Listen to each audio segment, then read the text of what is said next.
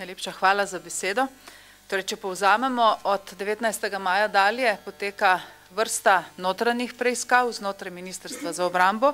Poteka tudi zelo natančno in ves čas tudi z vsemi možnimi podatki podprto sodelovanje tako obveščevalno-varnostne službe kot tudi drugih notranjih inšpekcijskih organov v Ministrstvu za obrambo z slovensko policijo, in sicer tako, da poskušamo ugotoviti, kaj se je zgodilo ob vlomu, kakšno je bilo stanje pred vlomom v tem skladišču, in policija sedaj poskuša tudi ugotoviti, kaj se dogaja po vlomu.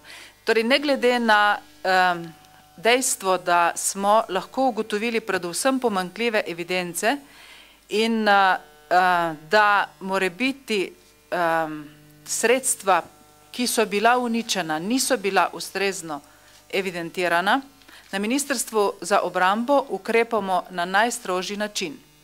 Oziroma tako, kot je rekel državni sekretar, kot da bi bila ta sredstva odtujena.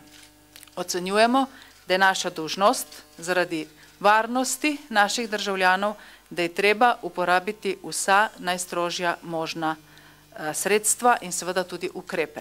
Tako da naši ukrepi grejo sedaj v 6 skupin. Najprej na najnižji ravni, se pravi na ravni poligona. Prva skupina ukrepov zadeva zavarovanje objekta in pa sredstev v njem.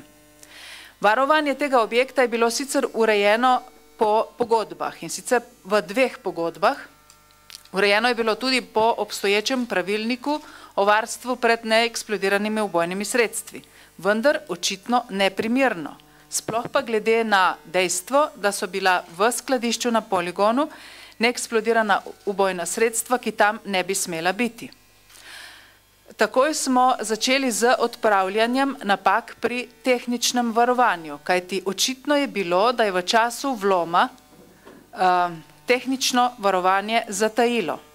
Preverili smo delovanje tega tehničnega varovanja, nazadnje tudi danes zjutraj, in zagotavljamo, da v tem trenutku deluje. Poleg tega je bilo vzpostavljeno 24-urno fizično varovanje objekta. Pregledali bomo tudi pravilnike, ki urejajo varovanje tovrstnih objektov, in jih dopolnili s strožjimi oblikami varovanja. Druga skupina ukrepov gre v smeri dokumentiranja sredstev, ki so v tovrstnih skladiščih. Najprej za skladišče oziroma poligon 208. Vsa sredstva, ki so v tem trenutku na poligonu 208, so prešteta, popisana, označena in slikovno dokumentirana. Po koncu preiskave bodo na podlagi ustrezne odredbe inšpektorja tudi uničena. Hkrati smo prepovedali celotno uporabo poligona, prostori so do nadaljnjega zapečateni, usposabljanje pirotehnikov, ki je bilo v toku, je prekinjeno, v pripravi je elaborat o uničenju vseh preostalih neeksplodiranih ubojnih sredstev. To bomo, kot rečeno, naredili takoj, ko bo skladno z policijsko preiskavo možno in pa seveda skladno z ustrezno odredbo glavnega inšpektorja. Tretji del ukrepov zadeva organizacijo skladiščenja neeksplodiranih ubojnih sredstev v okviru Uprave Republike Slovenije za zaščito in reševanje. Najprej spremenjena bo organizacija dela na poligonu, kar pomeni, da se bodo eksplozivna sredstva, ki se potrebujejo na poligonu za usposabljanje, pripeljala na poligon neposredno pred uničenjem ali usposabljanjem. Uveden bo nenehen interni nadzor nad uničevanjem neeksplodiranih ubojnih sredstev. Dopolnjeni bodo predpisi za delo na poligonu in tudi predpisi glede vodenja evidenc. Vzpostavljen bo celovit in strožji nadzor nad izvajanjem pravilnika o varstvu pred neeksplodiranimi ubojnimi sredstvi, ki ga imamo in ki te stvari dokaj natančno predpisuje. Pomembno pa bi bilo držati se tega pravilnika in pa seveda izvajati tudi strog nadzor nad spoštovanjem pravilnika. Četrti del ukrepov je povezan z celovitim nadzorom nad uničevanjem neeksplodiranih ubojnih sredstev na ravni celotnega Ministrstva za obrambo. Inšpektorat Republike Slovenije za varstvo pred naravnimi in drugimi nesrečami in glavni inšpektor, ki je tukaj z nami, že izvaja inšpekcijski nadzor vseh regijskih enot za začasno shranjevanje in uničevanje neeksplodiranih ubojnih sredstev. Torej vseh 8 regijskih prostorov za začasno hrambo neeksplodiranih ubojnih sredstev, inšpecira se postopek usposabljanja pripadnikov enot za uničevanje neeksplodiranih ubojnih sredstev, vključno s pregledom programov in prostorov za usposabljanje. Moramo vedeti, da je treba za ljudi, ki so na usposabljanju, zagotoviti ustrezno varne prostore oziroma poligone. Vzpostavljen pa je tudi reden inšpekcijski nadzor ravnanja z neeksplodiranimi bojnimi sredstvi in seveda tudi nadzor njihovega uničevanja in vodenja evidenc. 5. del ukrepov je kadrovske narave. Ugotovili smo, da je v procesu shranjevanja, uničevanja ter usposabljanja za uničevanje neeksplodiranih ubojnih sredstev odpovedala celotna veriga odgovornih oseb. Način hranjenja in evidentiranja, kot tudi upravljanja sredstev, ki jih pogrešamo, je bil malomaren in neodgovoren. Zato so začeti postopki ugotavljanja osebne odgovornosti in tudi postopki kadrovskih sprememb. Nekaj teh kadrovskih sprememb bomo navedli takoj. Prvič, skrbniku poligona so bila odvzeta vsa pooblastila in začeli smo s postopkom izredne odpovedi pogodbe o zaposlitvi za tega delavca.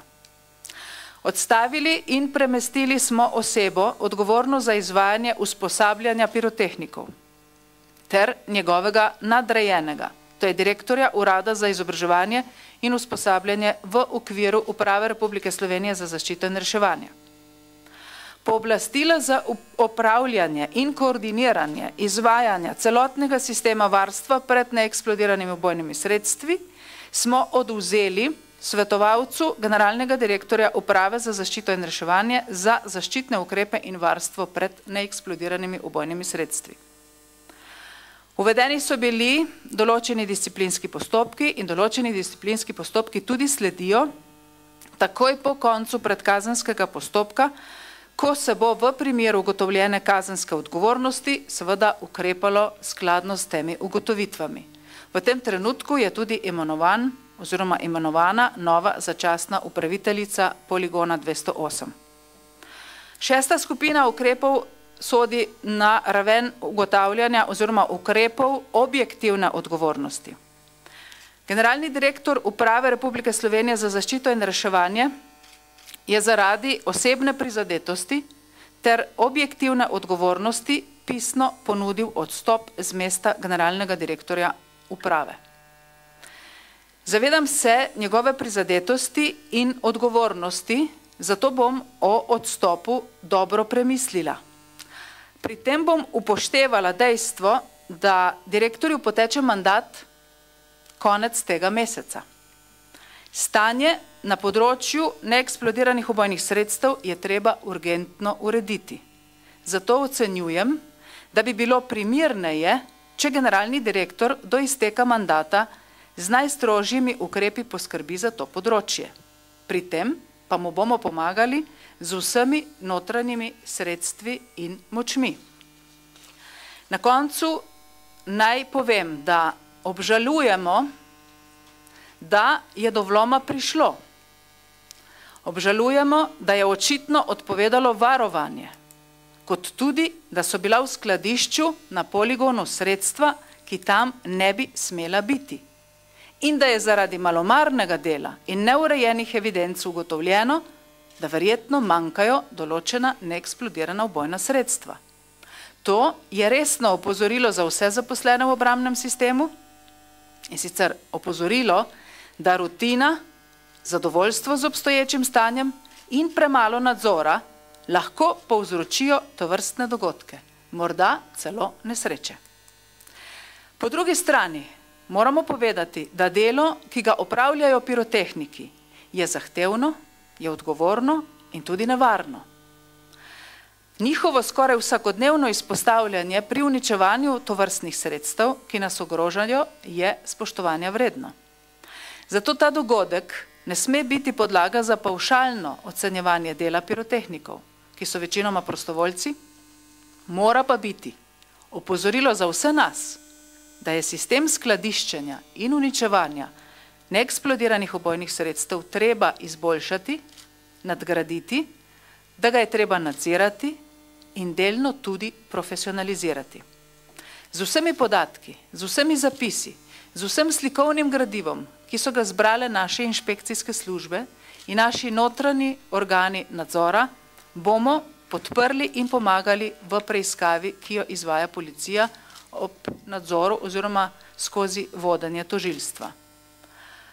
Če bomo prišli do pomembnih ugotovitev, vas bomo o tem sproti obveščali. Vsekakor pa vas bomo po koncu preiskave obvestili o vsem, kar bo na novo ugotovljenega.